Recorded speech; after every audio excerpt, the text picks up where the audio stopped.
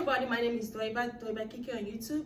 I'm the host for the Conversation on Demand podcast. Right here with me, I have my friend Kenisha. Kenisha, she's a student. In her free time, she loves to read. She loves to empower other women. She loves to empower herself as well.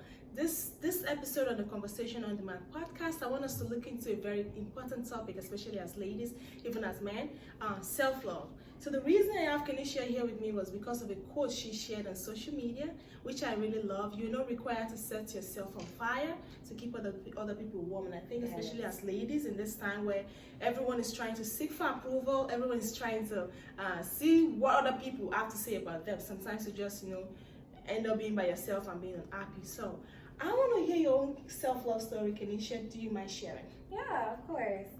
So when self-love really began to be important in my life was when, I can't lie, when I started my new relationship and understanding what makes me comfortable, what makes me uncomfortable. Mm-hmm. And I think that for me, it was important to understand where my boundaries were. And you cannot put yourself in situations that you're not comfortable with, because how can you maneuver? How can you really be yourself if you're uncomfortable? Mm-hmm. I think it's also very important to understand, what you're getting yourself into, and to understand who you are as a person. I think knowing yourself, going into a relationship, that requires you to be honest with yourself, first of all. I think you need to be honest with yourself about what you require. Yes. Because I saw a quote that said, well, actually it was a small video. It said that there is such a thing as one-sided love. It's like trying to fit a circle into a square. And the circle is getting all the requirements that it needs, right? Because it's in a square. Yes. But the square itself, the edges are not being met.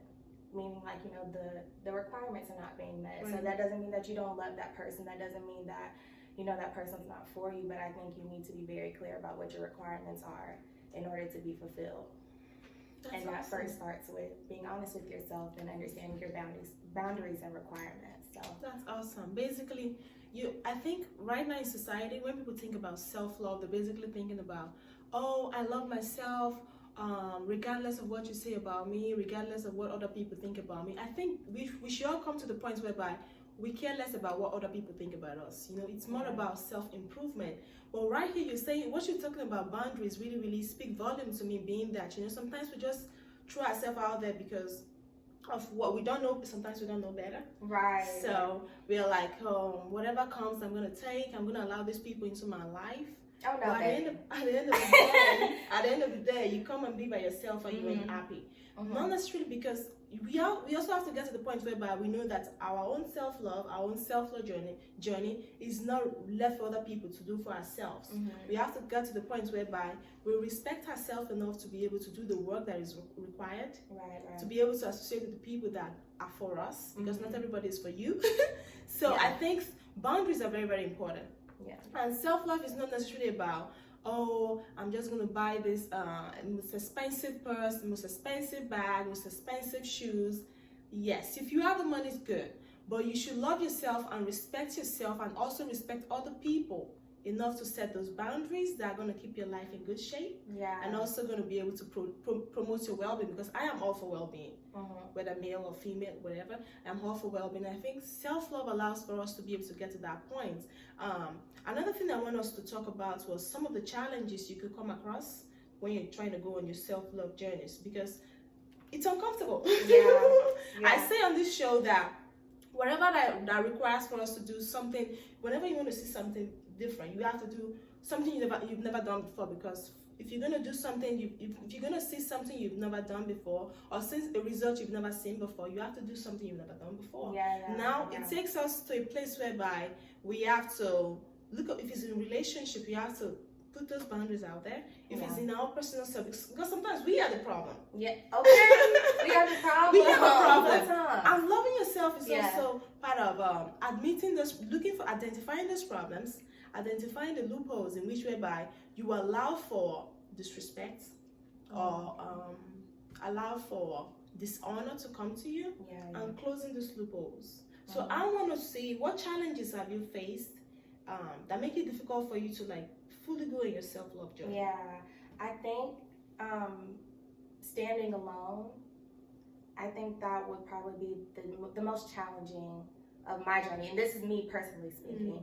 My journey with self-love is understanding that sometimes I have to stand alone, and being okay with people not seeing things the way that I see it. Being okay with people not understanding what I need to do to make sure that I'm healthy mentally, because I think self-love is a mental thing. Tell me more about that. Tell me more about what you mean by self-love is a mental thing. So remember what you said when you said that, you know, a lot of people think self-love, and media makes you think that self-love is, you know, make sure you have your hair done, your nails done, your skin's flawless, you dress nice. Okay, that's fine, but you can have all that done, but your mind could still be in chaos. So it's like, how are you really loving yourself? You know, like your outer shell is just material, okay? But you have to take care of the inside. If the inside's not taken care of, then the other stuff don't matter. It doesn't matter. Right. So I think it's important, you know, if you need it, counseling is good. You know, if you need to talk to, you know, your spiritual advisor, maybe a friend, but be careful, because not all friends give good advice. You know, I say that all the time. But it's okay, you know, but just be conscious of that. And discern. Yes. You know, be able to discern and decipher who you want to get information from, because not everybody love you. That's the truth. Yeah, that's true. Everybody love you. So you have to love yourself to be able to look for only the people that have your best interest at heart, because that's what I do. And I think it is not always something easy to do, but it's something that is required, because I hate for me to get to the point of the end of my life, and like something I could have done better, the way I could have allowed for people to respect me, or allow for people to come into my life or exit my life, but because I didn't love myself enough to like stand alone, like you said, stand alone, being courageous enough to stand alone, walk through those days, walk through those nights, walk through those seasons, to be able to like get to the point whereby I'm fine. Yeah. And sometimes we feel like self-love, some people think it's selfish. Self-love is not selfish. Selfishness and self-love is different. Selfishness is when you are hard to hurt other people. Self-love, you understand other people's values, you understand other people's perspective or whatever, but you love yourself enough to stay at your core. And be considerate of yourself. Yes. Being considerate of yourself. Yes. You love yourself enough to be consistent, being considerate of other people, but also, you know, putting yourself first. Yeah. And that's not being selfish. You have to do that, because at the end of the day, you're going to be by yourself. Whether, you know, you have to be by yourself, and you have to be happy with the results you've made for yourself, and with the people you've chosen to be by yourself. Because I see a lot of people, they have so many, you know, companies, friends, affiliates. Some of them, I don't think we can call them friends anymore, we can call them acquaintances. But you don't love yourself enough to like, you know what, at this point in my life, I feel as though I'm better off putting you on the side, you know, in a mutual way. Yeah. Most of us don't get to the point where we understand and we accept that. So part of self-love is not just, you know, like you said earlier, not just the good hair, the nails, which is all good, because you have to, part of self-love is also your outer self needs to be good. But aside of all of that, your inner self needs to be good as well. And mentally, that is really, really big, especially as ladies. That is really big. That your mental wellness, emotional wellness is good. And also in your cognitive as well. Yeah. So can I add something? Sure. I think it's important for me. I think it's important to not attach yourself to things that can be taken away, things that you feel like, you know, give you an identity. I think that if you strip yourself from all of that and you still know who you are, then, you know, you're good. But you can't attach yourself to, like, you know, your job and your relationship. You can't attach it to your friends. You can't attach it to, you know, material stuff as, like, you know, somebody who, you know, always looks good all the time, because if that's taken away, what do you have? Nothing. Yes. You have nothing to identify yourself, which then makes you feel like you have no self-worth, meaning that you cannot love yourself completely. Me, personal opinion. That's something big that I feel like I've had to learn, because I like to attach myself to my job and be like, oh, you know, my job is, you know, a good job, and, you know, people my age really don't get this type of job, and, you know, the type of money that I make. It's like, that really doesn't mean anything at the end of the day if I could lose it all tomorrow, you know? Like, my relationship, like, I love my man, but if he's not here tomorrow, what do I have? I'm attaching myself to stuff that can easily be taken away. You know, that is so beautiful. I think that's important. That is beautiful. Now that you say that, do not attach yourself to things that can easily be taken away. I think that is really, really big. And I think part of self-love journey is for us to get to the point whereby you don't allow other people to write your narrative, your own story. So when I first started this year, I talk about values. Set up those principles, those values at your core, that, you know what, whatever decision I'm going to be making this year, you have to go through this test, like A, B, C, even the friendship in your business, whatever deal I'm going to take, if it does not go through my value systems, I'm not going to accept it. Right. That's like my minimum standard before you come into my life. That's the transaction forum. So society sometimes give us what to think about. What is the ideal job? If you're in your early 20s and you do a particular kind of job, oh, you're good, that's fine. Sometimes you attach yourself to those kind of positions in the sense that it takes you away from. It brings you a point of disrespect. Whereby you respect yourself, but you no longer respect other people. Because I think part of self-love is respecting yourself, but also respecting other people as well. Because just the same way you're going on this journey of self-love, other people are going on the same journey as well. Yeah. So society sometimes can bring in situations or classifications that of what self-love should look like. But we have to come to the point whereby we are very enlightened to the extent that, you know what, you can say A, B, C, D, whatever, but this is my boundaries. This is how I want my life to run, and it's going to go that way. Right. And I think you shouldn't compare your journeys to other people. You know, like, I don't see a point in looking at the next person and think that, oh, that's how my life should be. Like, that sentence doesn't even sound right, you know? Your journey is your journey, and I think the way that you maneuver through your journey, you'll be judged with that by, you know, when time ends, my belief, when time ends, how you decided to live your life, how you decided to live your journey, that's solely up to you. Yes. Through some circumstances. But I definitely believe that, you know, your journey, just make sure that you're at peace with your journey. You can look back and you can say, you know, I may have gone through some things, I may have made decisions that weren't the best, but that's still my journey. And as long as you learn from it. Yes. As long as you continue to learn from it and you continue to understand our boundaries and continue to realize where does your peace come from? Where does your peace come from? And I think when things start to clutter, because we're all gonna have tests, we're all gonna have trials, we're all gonna have things that get thrown into our journey. If you stay connected to what brings you peace, you're easily able to maneuver through those things and be able to be focused. Yes.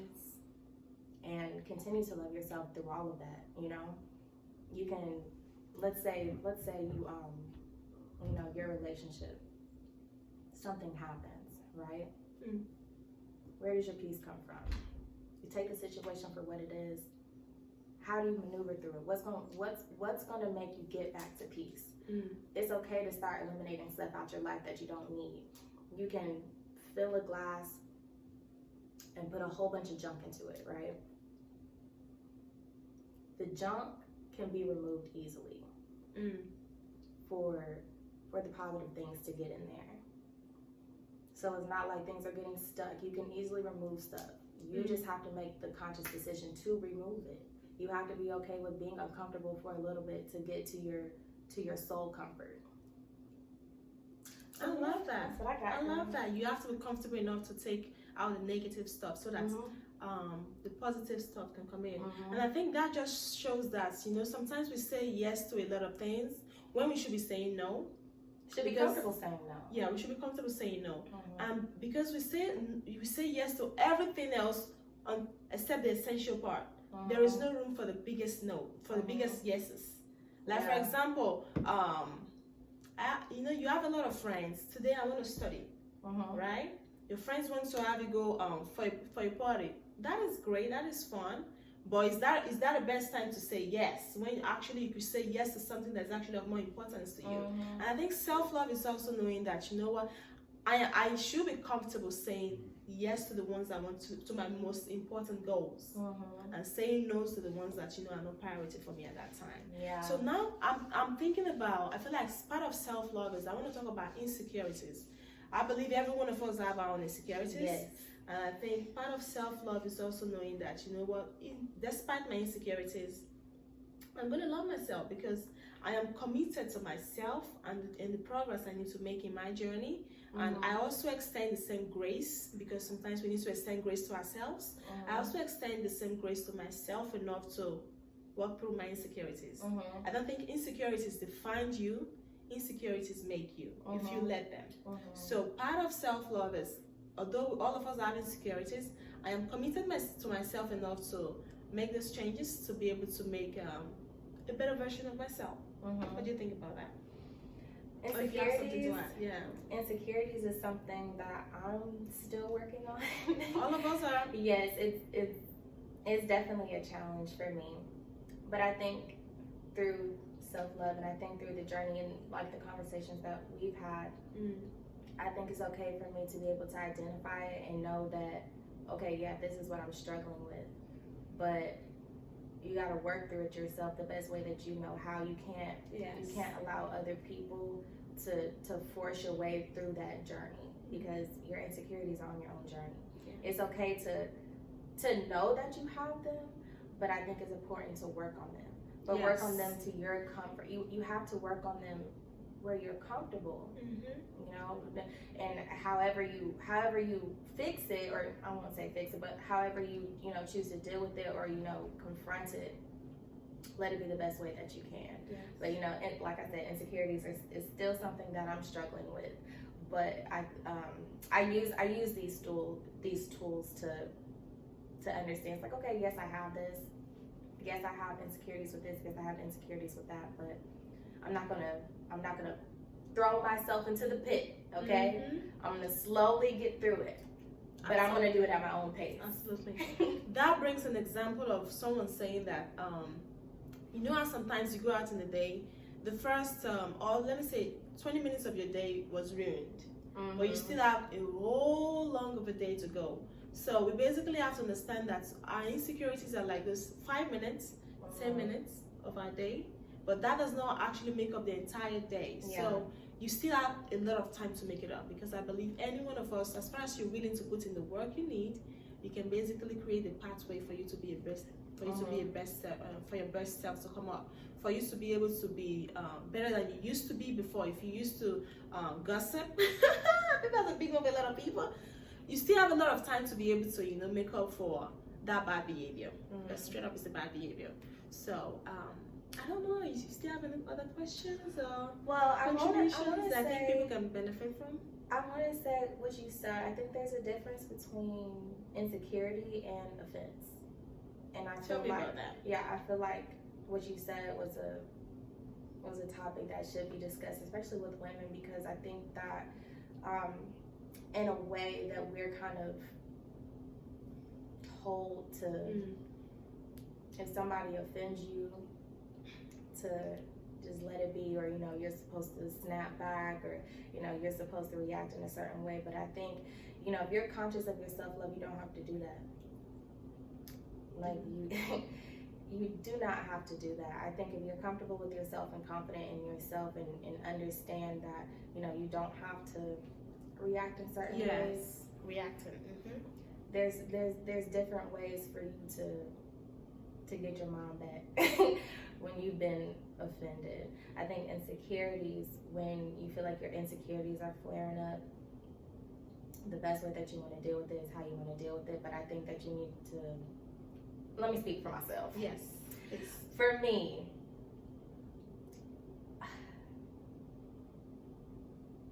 how do I deal with my insecurities? I read, to to be honest. Now I read. Now I've bought a couple books on Amazon that deter my mind from what I'm insecure about. And I have to write down like, why am I insecure about whatever I'm insecure about? And then you have to like pinpoint like where it's coming from and then work through that. When it comes to offense, I think you need to tell yourself, don't let it get to your heart, because once it gets to your heart, it'll manifest, and it'll continue to grow to where it gets to the point to where it damages you. It controls you. You would not be able to stop thinking about it. Like, you would think about it every day, every second. Like you said, that 2 seconds of offense turns into 24 hours of that day, and now you can't go to sleep. So I think we need to do a better job of that. Don't let it get to your heart. Don't let it get to your heart. I've let that happen to me so many times, to where I've literally burned bridges with people and burned relationships because I felt like I don't have to deal with that. Mm-hmm. You offended me, and it's something that we possibly could have talked about. Yes. But I get to the point where it's just like, if you offend me, that means you don't need to be around. And that's not always the case. That's true. Sometimes you are the problem, or I am the problem. Mm-hmm. So, yeah. Mm-hmm. Or maybe there's just a barrier of communication. Yes. Or perspectives that or perspectives. Yeah, definitely. Yeah. Perspectives, opinions, backgrounds. There's a lot of things that play into that. But I think there needs to come a point of maturity. Yes. But I think that you should also be very aware what you're willing to tolerate and what you won't tolerate. Yeah. Now that you talked about how I deal with my insecurities, I think the best way I deal with my insecurities, I used to be a runner. Like, if I'm not comfortable with something, I'm not going to go near it. Mm-hmm. But now, if I'm not comfortable with something, I see it as an opportunity for me to grow. Mm-hmm. So I am more willing to learn, open to learn. I read books. Of course, I'm a reader too. So I write it down. Why am I insecure about this whole issue?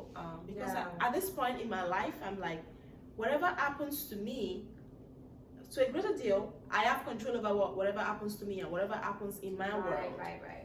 I don't give any other person, anyone outside of myself, the power to be able to determine how I should feel or how I should go about my life. So I write things down. Does this really make sense? Like, why am I insecure about this? I think it's fine to an extent. I think you kind of develop your ways to deal with insecurities as you grow. Yeah. And, as you're being open to many experiences. I write things down. I see the good in everybody. Right. Maybe it was a bad day for them. Maybe that wasn't a good time for them. Like, I extend like empathy to other people. In the same way, I extend the same grace to myself. That allows for me to know, you know what? I'm not perfect. You're not perfect. They might be dealing with something I overcome in the past. Right. So I basically use that as grace for myself. That, you know what? I am insecure about this thing. It's only going to last for just a minimum amount of time, and it's going to go away. So I write things down. I reflect on them. I pray a lot. I have to. I pray a lot. I write them down. I ask for people that I think that could help me, like mentorship. People that I feel like are already where I need to be or where I'm aspiring to be. That way they could give me, you know what, maybe I'm overthinking, and sometimes we overthink a lot. Or we actually read meanings into things that actually we should not be, reading meanings into. So speaking to somebody, like therapy, really helps a lot. Yeah. So if you're considering therapy, please do it. It's going to help you a lot.